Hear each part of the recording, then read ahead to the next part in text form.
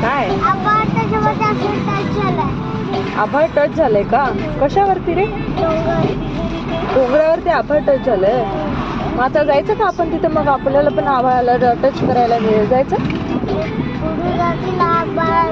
आभाळ उडून नाही जात. आपण जाऊया का त्या डोंगरावरती? म्हणजे आपल्याला आभाळाला पकडायला मिळेल. तू म्हणतो ना आभाळ टच झालंय डोंगराला, तर मग पकडायला जाऊया का आभाळाला?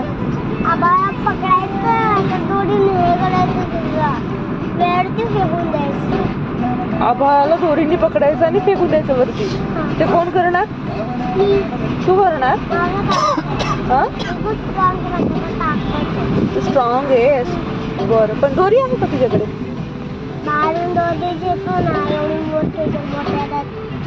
बरं बरं, दोरी पण घेणार का मग आता?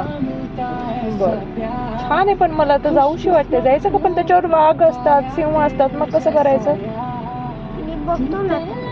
बघतो तू त्या वाघांना? काय बघतो नेमकं? काठीने मारतो? बरं बरं. अच्छा, म्हणजे पळून जातात का? एवढा स्ट्रॉंग आहे आमचं सोनं? वाघांना काठीने मारायला निघाले. बचपन इसे कहते हैं, बचपन. मुझे डोका है का नहीं कोई? हाँ, क्या बात कर रहा है तू? ये सब हे काय बोलतो आहेस?